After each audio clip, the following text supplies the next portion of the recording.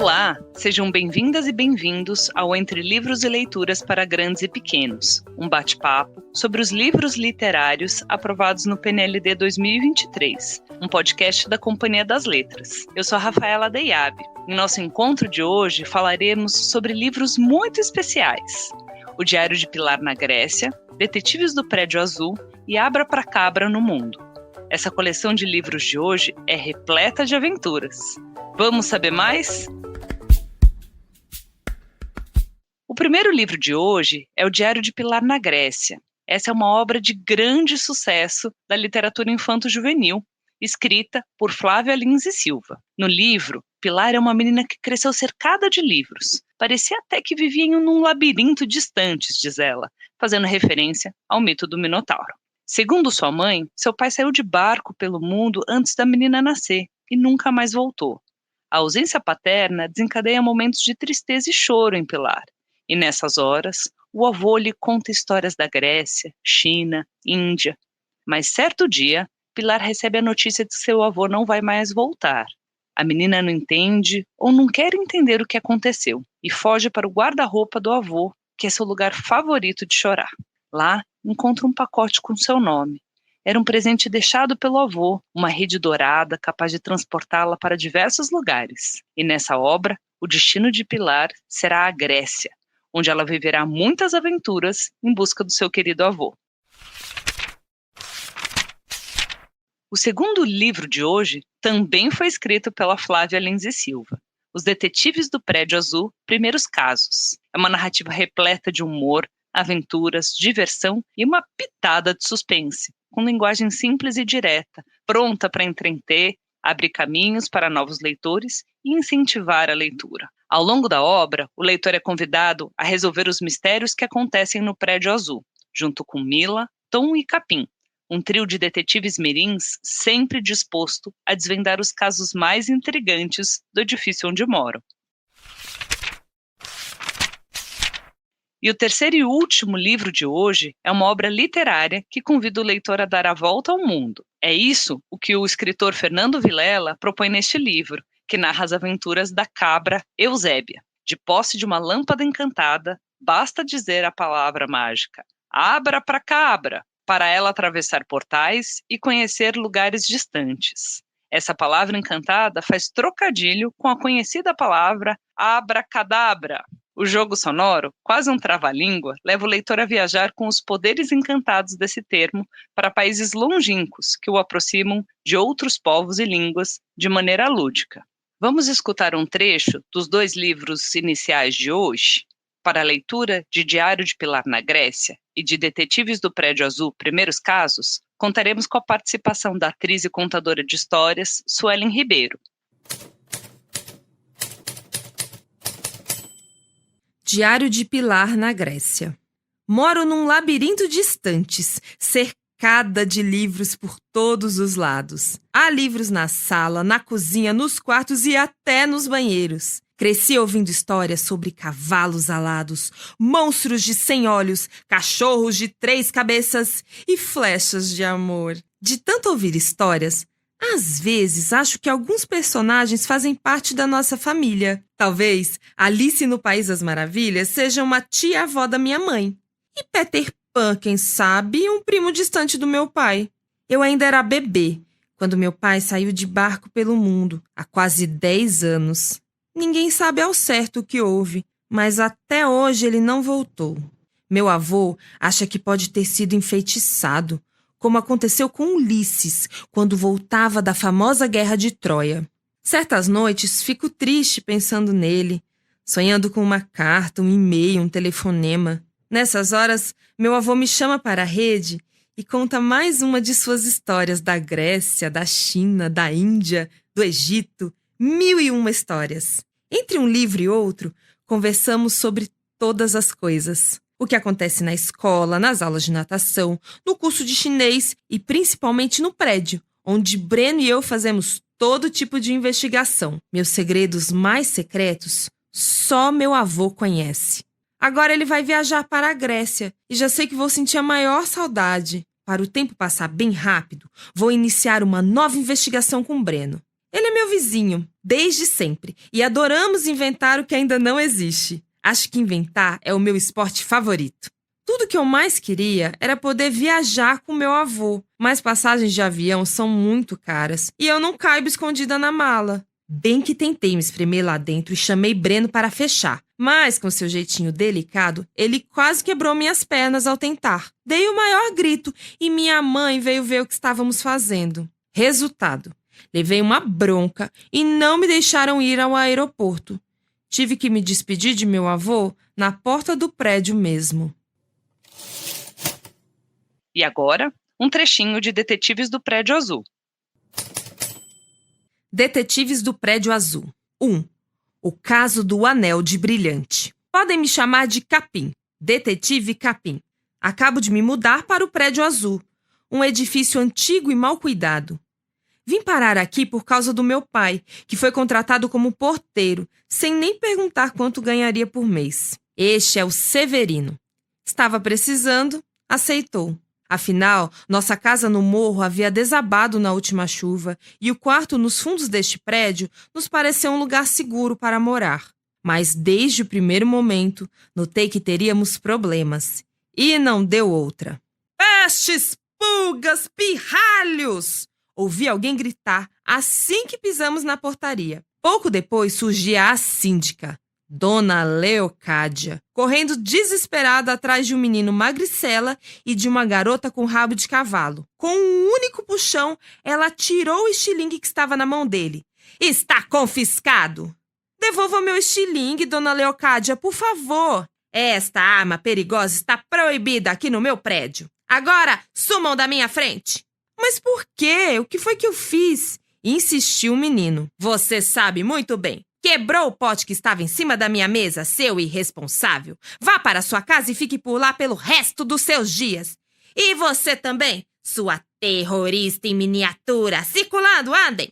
Os dois garotos se entreolharam, cúmplices, desaparecendo logo depois. Mal se livrou deles, a síndica veio andando na minha direção e eu senti que corria sério perigo. Ela me olhou de cima a baixo e depois encarou meu pai, irada. Quem é esse pirralho, Severino?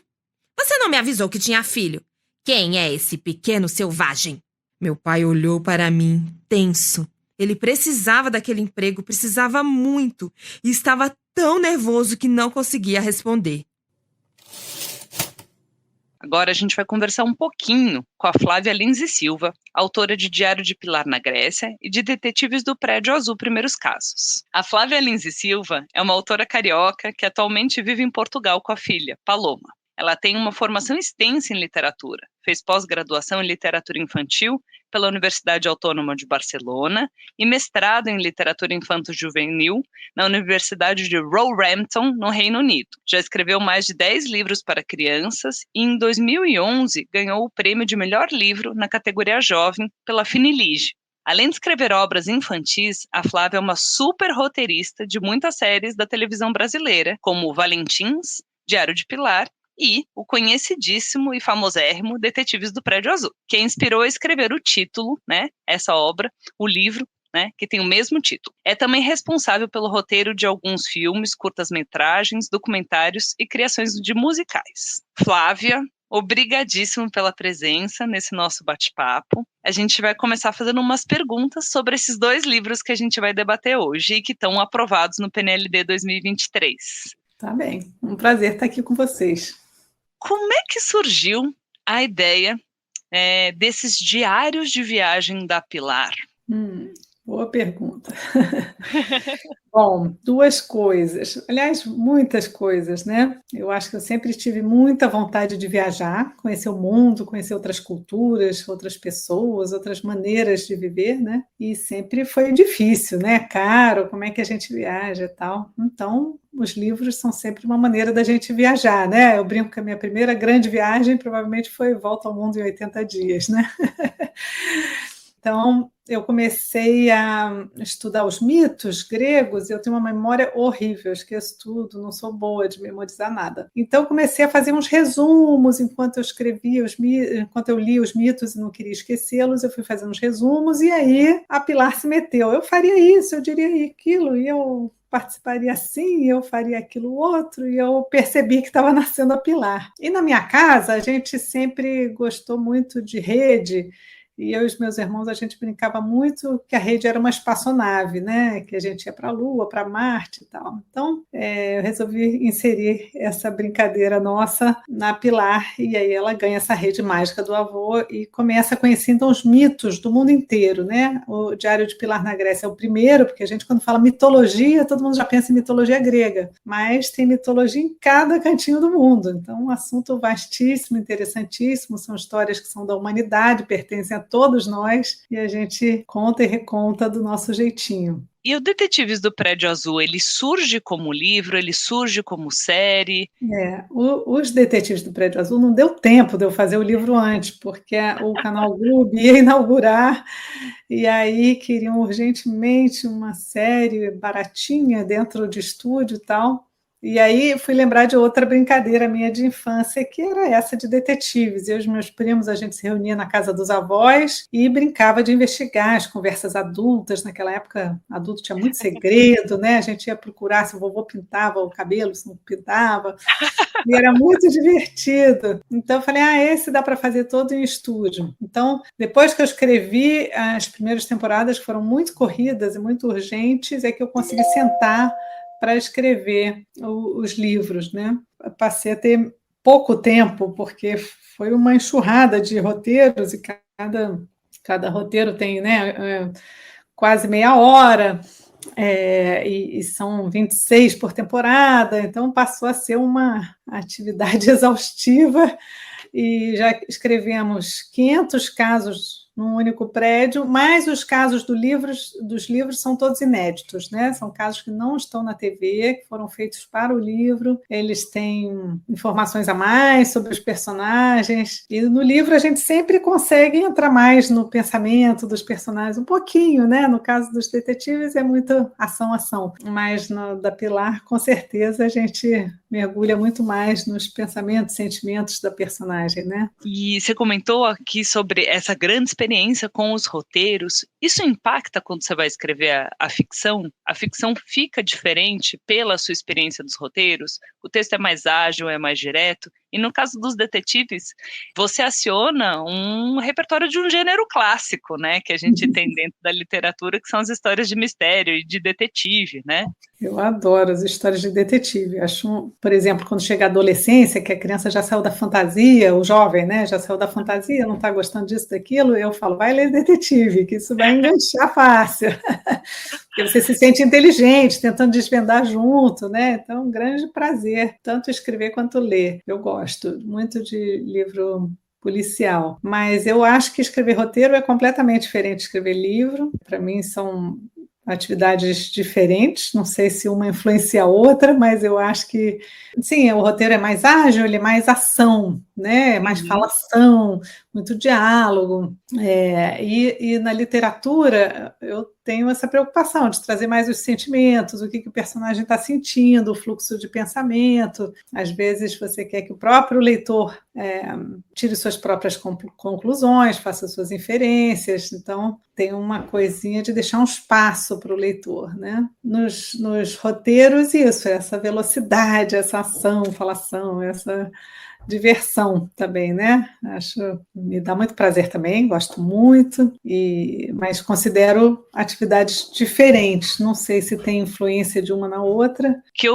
Se tenho, eu também não sei afirmar, mas eu acho que algo que transparece nas duas atividades suas de escrita é esse carinho, né, com as crianças e com os jovens, e de pensar o espaço que eles vão ocupar, né, nas duas obras, né? Acho isso muito bonito. Hoje, todas as teorias literárias estão convencidas, né, de que quem completa o livro é o leitor, que a gente, como escritor, faz 50% do trabalho, e o leitor, ele vai imaginar o personagem, o cenário, o que está passando, ele vai imaginar tanta coisa que ele nem percebe que ele está fazendo um grande exercício de imaginação. Então, eu falo que é uma grande vitamina para a imaginação, é ler, mesmo que você não queira ser escritor no futuro, a leitura te faz imaginar isso, né? Cenários, lugares, plantas, situações, coisas que você não está nem percebendo que você está fazendo esse exercício, mas você está exercitando o seu imaginário. E o imaginário, ele é fundamental para a gente depois não ficar só repetindo o mundo, né? A gente criar coisas novas. Então, o que eu falo para as crianças é isso. Se você não estiver tomando essa vitamina da literatura, exercitando seu imaginário, você vai só repetir. Se você quiser criar um avião como o Santos Dumont, quiser inventar uma ponte, um arranha-céu, você vai ter que ter esse imaginário ampliado, né? E eu acho que a literatura é a grande parceira aí desse mundo da imaginação. Queria que você falasse agora um pouquinho sobre suas referências como escritora, né? A gente já falou aqui um pouco sobre as tramas de detetive, do quanto você gosta dos romances policiais, mas tem alguma referência, seja de gênero, seja de autoria, que te inspirou e você falava, nossa, isso é tão bacana que dá até vontade de escrever? Muitos livros me marcaram, né? Eu já falei do Júlio Verne, né? De Volta ao Mundo em 80 Dias, que eu amo, Jardim Secreto, da Frances Hodgson Burnett, que eu gosto muito, porque eu acho um livro muito ligado à natureza, esses assuntos que eu adoro também, mas são infinitos, né, as referências. Aqui em Portugal, eu caí de amores pela Sofia de Mello Briner, uma grande escritora para a infância e poeta, brilhante também, mas que eu não li na infância, por exemplo, não tinha no Brasil, né? No Brasil, eu até brinco que chegava muito livro importado de Portugal, por exemplo, o Hobbit, eu li em português de Portugal.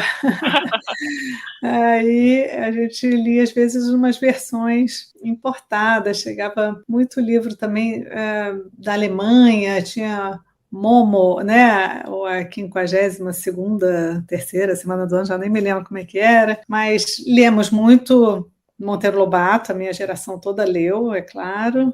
Também fazia viajar, né? Também tinha Viagem à Lua, também tinha 12 Trabalhos de Hércules, então acho que minha primeira relação com mitologia é através de Monteiro Lobato, com todas as ressalvas e cuidados que a gente tem que ter hoje na leitura, mas foi uma leitura muito importante naquela época, né? E depois eu brinco que tinha a Inspetora, aí sim, aí vai indo para Agatha Christie, Conan Doyle e tal, né? Havia uma abertura a uma literatura do mundo todo, assim, apesar de ser mais difícil, às vezes, encontrar os livros. Realmente, tinham poucas traduções, muitos chegavam importados de Portugal, mas eu dava a sorte de morar perto da Malas Artes, que era uma livraria maravilhosa, ainda é, na Gávea, especializada em livros infantis, que trazia esses livros todos, né? Bacana, Flávia, muitíssimo obrigada pela sua participação aqui nesse bate-papo de hoje e espero que a gente se encontre em outros episódios aqui do podcast. Também, contem comigo. Um beijo.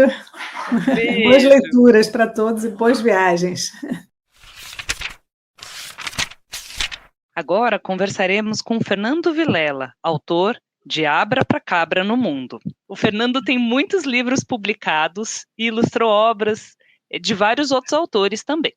Em seus livros, percebemos o trabalho com carimbos e a inspiração na xilogravura, o que dá textura e movimento às imagens de suas obras. Abra pra Cabra no Mundo é um convite à apreciação das diversas técnicas e recursos de que o artista lança a mão para criar suas representações do mundo. Afinal, ele escolheu fazer da literatura um espaço também das artes plásticas. Fernando Vilela tem produções em grandes formatos, em exposições e intervenções em espaços públicos no Brasil e em outros países também. Há 2 obras suas na coleção do MoMA em Nova York e produções nos acervos do Museu Nacional de Belas Artes, no Rio de Janeiro, na Pinacoteca e no MASP, ambos em São Paulo. Muitas das viagens que inspiraram seus livros são feitas em família, em companhia de sua esposa, Stella Barbieri, sua grande parceira no trabalho com as artes plásticas e literárias. Bem-vindo, Fernando. Muito obrigada pela disposição para esse bate-papo conosco.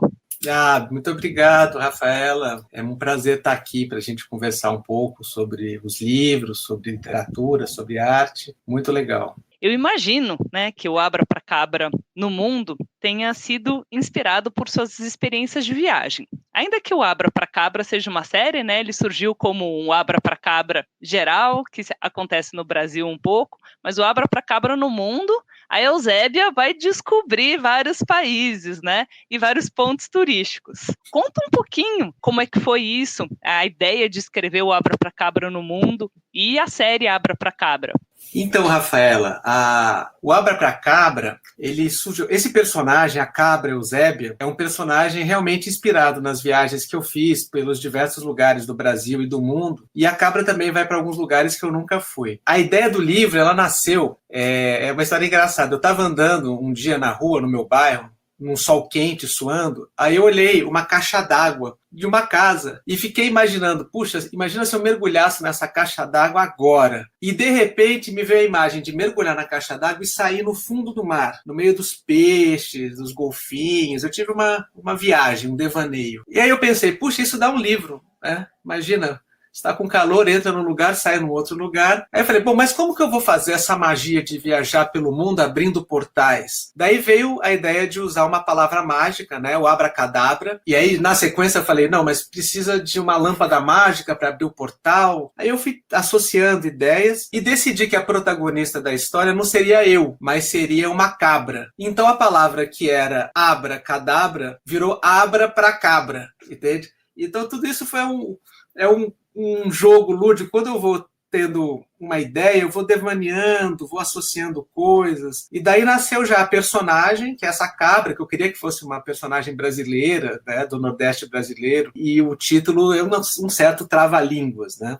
E o Abracabra do Mundo, como você perguntou, é o terceiro livro da cabra. O primeiro chama Abracabra, que é um livro onde a cabra viaja por lugares de naturezas incríveis, né? Ela vai para o Polo Norte, vai para o deserto do Saara, vai para o fundo do mar. No segundo livro, que chama Abra para cá Brasil, que a cabra viaja pelo nosso país. Então ela vai para o Pantanal, vai para a Amazônia, vai para Recife, e ela vive muitas aventuras, né? E esse terceiro, que é o Abra para Cabra no Mundo, a cabra, ela é um personagem muito curioso, muito, né? Ela gosta de viver aventuras e ela tem o prazer de experimentar comidas dos lugares, conhecer pessoas, aprender palavras em outras línguas, né? E a cabra Eusébia, ela ama a arte, ela é encantada com lugares históricos, com construções antigas, mercados, templos, ela visita museus incríveis e sempre se mete em enrascada com os novos amigos dela. De certa forma, eu acho que eu sou um pouco a cabra Eusébia, sabe, Rafaela? E você já contou um pouquinho sobre como surgiu, né, o Abracabra, Abracadabra, esse trocadilho que me causa arrepios, semanas de ensaio aqui para não falar errado, mas ainda assim, quando a gente estava gravando, em vários momentos eu errei. Mas o trava-língua é um expediente, né, que é muito usado com jogos, livros e brincadeiras com crianças, né? E é muito próprio também da linguagem poética. E falando um pouquinho sobre a linguagem dessa série do Abracabra e especialmente do Abracabra Mundo, como é que dá, né, esse trabalho de composição do texto, né? E é um texto muito sonoro e muito poético e rimado, né, por vezes. Como é esse processo de criação? Nesse livro, eu resolvi escrever ele em quadrinhas. Eu adoro cordel, né? Literatura de cordel. Tenho até alguns livros escritos em cordel em cestilha, né? Tem um livro que chama Lampião e Lancelote, que ele é escrito todo em cordel. E o Abracabra é escrito rimado, em quadrinhas rimadas. Então, a quadrinha é uma estrofe de 4 versos, onde o segundo verso sempre rima com o quarto verso. Né? E eu escolhi escrever assim porque isso dá ritmo à leitura e também dá humor à narrativa, né? Porque a gente tem na nossa tradição, né, do cancioneiro popular, do nosso cordel, histórias muito engraçadas, e eu acabo me inspirando um pouco nesse espírito jocoso e divertido. O próprio começo do livro são 3 quadrinhas. O livro começa assim, eu vou ler para você para explicar um pouco o tom dessa quadrinha. Há muito tempo atrás, uma cabra animada encontrou perto de casa uma lâmpada encantada. A lâmpada deu poderes para a cabra viajar. Era só a cabra Eusébia a palavra mágica a falar. Abra pra cabra. A cabra aprontou muito e teve seus dias de glória, mas foi parar no Pantanal, e aqui começa essa história. Aí vai começar o livro. Então, são 3 quadrinhas que são uma introdução, né? E a quadrinha tem muito isso, né? que você rima a quadrinha anterior com a quadrinha seguinte. Então, foi por isso que eu acabei escolhendo esse gênero, sabe, literário. E é uma delícia ler o livro, né? Porque ele é um convite à leitura em voz alta e a gente se diverte lendo com as crianças e, assim, as gargalhadas vêm junto, né? É uma experiência de leitura coletiva em voz alta muito saborosa, né? É um texto que é muito rico e que se aproxima dessas imagens que são deslumbrantes, né? Nessa viagem da Eusébia pelo mundo, ela visita muitos pontos turísticos, mas visita museus e no final do livro você traz um pouco, né? As referências de algumas obras que te inspiraram na ilustração. Conta um pouquinho pra gente sobre esse processo da ilustração dessa obra específica, porque essa é uma especialidade sua, né? Então, Rafaela, a questão das imagens, né? Eu acho que o livro ilustrado, para mim, é o encontro de duas artes, né, da literatura e das artes visuais. E como eu sou escritor e artista visual, eu acabo, às vezes, construindo uma história antes com a imagem e depois escrevo o texto, e às vezes as coisas vão juntas, né? Eu não escrevo o texto, às vezes eu tenho ideias que são visuais, né? Por exemplo, a cabra, os lugares da cabra foram inspirados em experiências que eu tive dentro da Catedral Notre Dame, no mercado que eu visitei em Istambul, né? O mercado público, que é incrível, a Mesquita Azul, né? Que é uma das obras de arquitetura islâmica mais lindas que eu já vi. Então, tudo isso são inspirações de viagens que eu fiz e que eu resolvi trazer para o livro. E a forma de trazer isso para o livro também é uma outra história de experimentação, porque para fazer a Mesquita Azul, eu fui pesquisar arte islâmica, eu fui trabalhar com um desenho inspirado nos azulejos, nos arabescos dos tapetes. Para fazer Notre Dame também, eu peguei as fotos que eu tinha feito do vitral, né? Um vitral incrível, que entra uma luz filtrada de azul, para fazer a ilustração do vitral, que é o lugar onde a cabra vai se jogar para atravessar o mundo e parar em outro lugar. Então, as ilustrações, elas são inspiradas na história da arte, na arte de outras culturas, nas fotografias que eu fiz das viagens, e elas são uma fonte viva de pesquisa, as culturas diversas e a arte. E no meu ateliê, eu acabo experimentando também diversas linguagens, a pintura, a gravura, a colagem. Eu tento levar para dentro do livro essa experiência visual das materialidades, que acaba sendo um pouco um caminho meu de expressão, né, que são as artes visuais. E o livro é maravilhoso, que ele é um espaço que dá a oportunidade, né, de trazer essa experiência da arte visual dentro de uma narrativa. O que eu acho maravilhoso nessa série da Abra para Cabra, o quanto obras de arte, monumentos são referência, né, para essas viagens e para sua ilustração, mas os biomas também, quase como se a paisagem e a natureza fossem obras de arte também que te inspiram. Eu achei isso muito bacana nessa série, e como você traz isso para dentro do livro. Vou fazer a última pergunta aqui. E as suas inspirações como escritor? A gente tem aqui a menção ao Aladim, ao conto do Aladim, né? Foi uma referência, não foi? E quais são essas outras referências que te inspiram a escrever com imagens e com o texto? Olha, o Aladim foi uma referência, sim, né? A questão da lâmpada que abre esse portal mágico. Eu me inspiro muito em literatura popular, né? No cordel brasileiro, nas histórias em quadrinhos também. Eu gosto muito de um quadrinista que chama Frank Miller. Tem outros quadrinistas brasileiros que me inspiram. Por exemplo, Laerte, né, que faz muito o lado do humor e da política. Eu sinto que nas minhas histórias, apesar de serem para todas as idades, mas mais, digamos assim, experienciadas pelo público infantil, sempre tem um lado político, ético ali nas entrelinhas, né? Então eu gosto muito de trazer essa mistura do fantástico com o político, com o cultural, com o artístico. Por exemplo, Kafka é um autor que me inspira muito, né? Que ele é totalmente fantástico e político e muito mais, né? Tem muitas camadas. Dostoiévski, Chekhov, enfim, eu gosto muito dos russos, dos brasileiros, o Graciliano Ramos, o Guimarães Rosa, são autores também que têm essa relação com os biomas e com a terra, né, e com essa coisa de lavrar a literatura, lavrar o texto. Né, é um texto pisado, experimentado. E eu me identifico com esses autores que trazem a experiência da vivência mesmo, da vida, do cotidiano, dos espaços. Eu me inspiro muito na vida, na minha vida e na imaginação da vida dos outros, sabe? Na literatura, nos quadrinhos, no cartoon, no cinema, né? São as obras mais viscerais e que a gente consegue ver que existe ali algo vivido, experienciado e fantasiado, são, digamos assim, as fontes que me inspiram mais. Oxalá, muitos educadores, muitos leitores, muitas escolas escolham o Abra pra Cabra no mundo, para essa obra ganhar o mundo das escolas brasileiras e que frutifiquem em leituras muito potentes, porque esse livro tem muito potencial. Eu que agradeço, Rafaela. Eu tenho um grande prazer assim quando eu termino um livro e fico satisfeito. Eu falo assim, nossa, né, hoje eu reli o livro, eu mesmo dei risada, me diverti, falei, nossa, que vontade de viajar, né, que dá esse livro da cabra no mundo, né?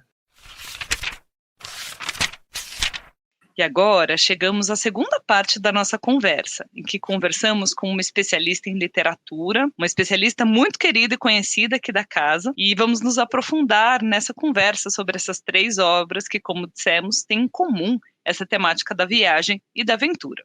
Nossa convidada de hoje é a Érica de Faria. A Érica é mestre em educação pela Universidade de São Paulo, é formadora de professores e gestores em projetos relacionados à leitura e à escrita em diferentes municípios do país, autora de materiais didáticos, ela ministra aulas no curso de pedagogia e na pós-graduação do Instituto Vera Cruz, que se chama Literatura para Crianças e Jovens, onde ela foi a minha professora.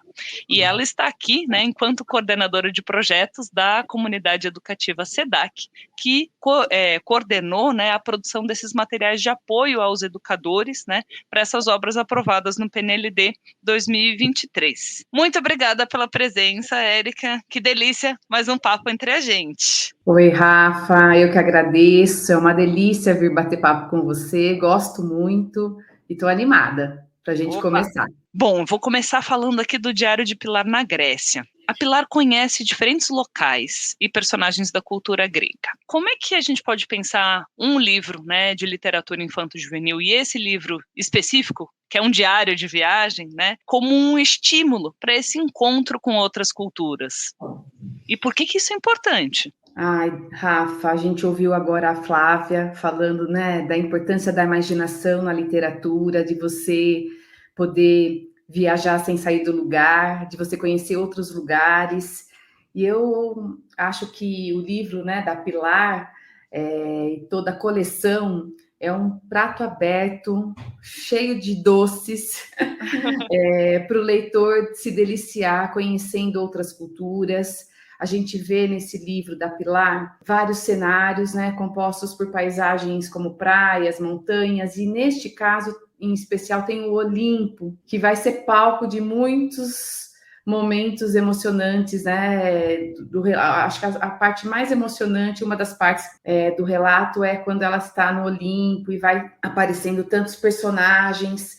A gente vê na obra também tickets de ingressos de pontos turísticos famosos da Grécia, mapas, né, com localização dos mares que rodeiam o país. Então, são muitas informações, tanto escritas quanto visuais, que vai trazendo para o leitor e para os estudantes que estão na escola, além desse livro, aprendizagens importantes sobre os aspectos geográficos, culturais desta região, né? Por isso que a gente diz que a obra se relaciona com a temática mundo natural e social, e vai trazendo também um encontro com uma diferença no modo de ver o mundo, e isso é fundamental para a gente desenvolver o respeito ao outro, as diferenças, conhecer melhor, né? Gosto muito quando há uma mistura entre ficção e realidade, porque é a Pilar personagem, mas ela vivendo ali coisas que existem na vida. Então, quando isso acontece, a gente desenvolve, inclusive, um outro conteúdo importante literário, que é uma discussão em torno do que é ficção e o que é realidade, né? Então, acho que Pilar traz uma aventura incrível que engaja demais o leitor jovem, o leitor infantil, para uma narrativa cheia de mistério, cheia de coisa que vai se desvendando, né? Tem algo que eu acho que chama muita atenção na série da Pilar, né? São essas dificuldades de cunho pessoal que ela vive, né? A ausência do pai e, no caso, né, ali o luto pelo avô, e como essas dificuldades vividas, né, são a abertura para grandes aventuras, né? Também, né, de uma disposição para conhecer o outro, para tentar dar conta da falta, né, que hoje em dia às vezes a gente fala, a gente percebe muitas escolas não querendo tratar desses temas, né, e só vendo a parte da falta, mas às vezes quando falta outras coisas aparecem, né, então eu acho muito sutil e bonito como isso acontece dentro dessa série. Lindo, Rafa, e se eu puder complementar, essa tem sido uma tônica, a gente tem vivido cada vez mais momentos em que a escola tem censurado livros, né? Com um cuidado, talvez um excesso de cuidado nessa tentativa de preservar a infância. Mas tem um ensaio do Nodelman que diz justamente isso. Eu gosto sempre de repetir, trazer esse ensaio para dizer que é pelo conhecimento que a gente preserva essas crianças, né? A gente está num universo literário, ficcional, e que permite muito que as crianças vivenciem, né? E sintam coisas num lugar seguro, que é o lugar do simbólico. Então, é muito importante que seja via literatura e não seja pela via da vida, ou que isso aconteça quando ela estiver mais preparada para sentir, né, a perda, o luto, que vai. Isso é inevitável, né? Bom, agora eu vou falar um pouquinho sobre o Detetives do Prédio Azul. Desde o início do livro, o leitor é convidado a desvendar, né, com o trio de detetives mirins mais famosos deste país, né, os mistérios que rondam, né, esse também famoso Prédio Azul. Como essa dinâmica da investigação pode ser interessante para estimular a leitura de jovens leitores? Esses livros que engajam, a gente tem uma expressão no mercado para dizer que são os verdadeiros page turners, né, que a gente não consegue largar. Ai, olha, Detetives do Prédio Azul, acho que é um sucesso. Você apresentou os livros assim, né?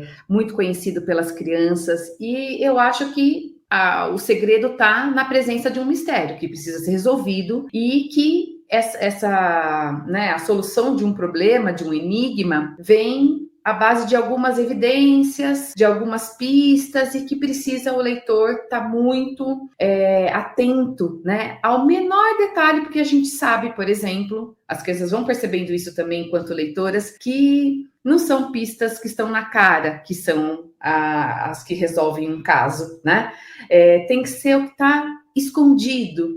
E isso, acho que favorece muito a formação leitora, porque permite o leitor acionar estratégias de leitura, como antecipar e verificar a todo momento, porque a cada nova pista, ele precisa pensar se aquilo que ele pensou, né, está válido ou não, e ir mudando conforme novos indícios vão acontecendo, né? A gente tem na literatura muitos contos de detetives famosos, né? Sherlock Holmes, dentre outros, e acho que são personagens acho que Detetives do Prédio Azul introduz, né, o leitor num universo que a gente sabe que eles adoram. Eu também queria destacar uma coisa que a Flávia trouxe muito bacana na sua fala, quando ela vai construir o personagem. Aqui a gente vê o Capim chegando no Prédio Azul, se juntando aos outros dois detetives mirins, tal.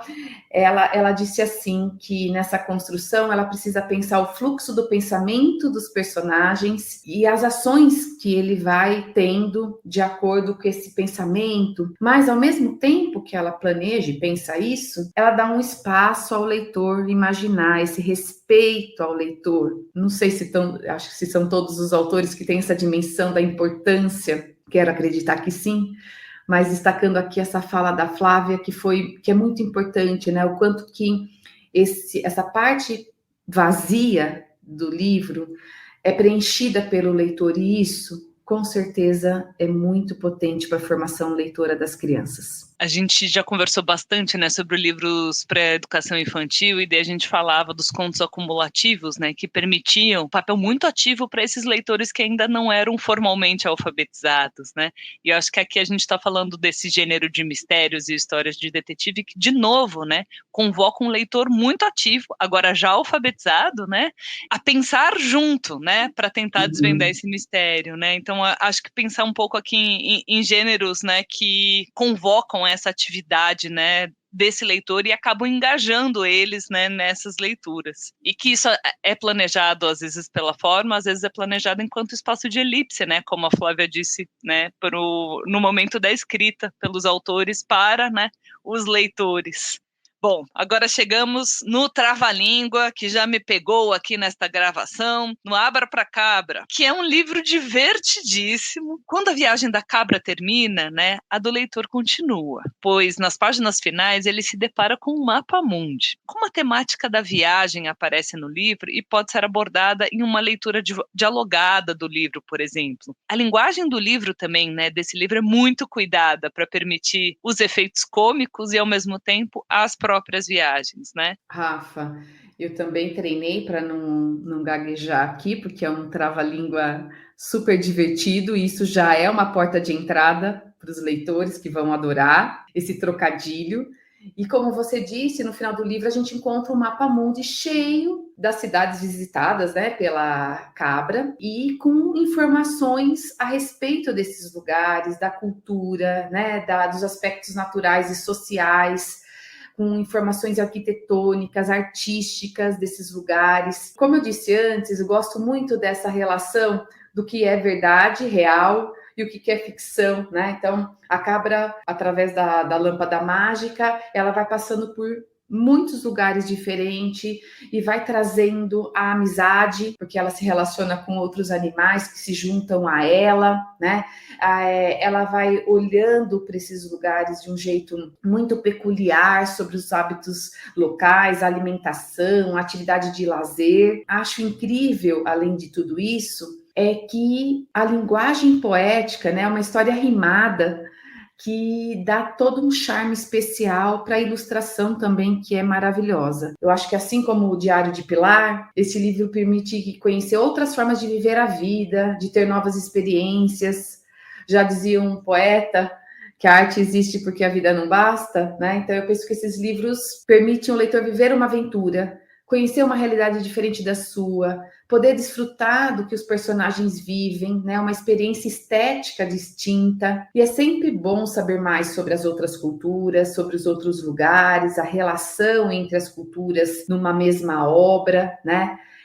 Eu acho que sempre traz curiosidades para as crianças saberem mais, gerando sempre o respeito, né? E acho que quando a gente desperta essa curiosidade das crianças, dos leitores, faz com que eles busquem mais na literatura ou nos livros informativos, expositivos, para saber mais sobre os lugares. E nesse caso específico, né, no Abra pra Cabra, que a ilustração também é do próprio autor, do Fernando Vilela, que é um artista plástico de mão cheia, né, ele traz as técnicas utilizadas, né, para as ilustrações são deslumbrantes, e ele traz muitas referências da própria história da arte, né, vinculadas a essas paisagens, né, penso principalmente aqui na passagem pelo Japão, ou como ele revisita, né, os pontos turísticos, algo que você já comentou sobre o Diário de Pilar na Grécia, né? E tem também essa reflexão, né, sobre a literatura infantil como quase uma visita ao museu. Quer falar um pouquinho sobre isso? Já dizia também uma ilustradora tcheca que esses livros podem ser considerados o primeiro museu que a criança visita. A gente se depara com essas obras com monumentos, com aspectos da cultura, com técnicas, com jeitos de ilustrar tudo isso, que provoca muito algo que a gente, como se a gente estivesse dentro de um museu vendo essas peças, conhecendo esses espaços, né? Então, se a gente tem defendido aqui na formação literária das crianças, formação que busca diferentes experiências estéticas, livros como esses são um prato cheio para a gente conseguir atingir, atender, né? tanto uma ampliação cultural e artística, como uma ampliação da compreensão leitora e apreciação estética. Muito obrigada, Érica. É muito rápido. É muito rápido, mas você volta para participar de outros episódios conosco. Com certeza. Quero agradecer também e desejar boas leituras.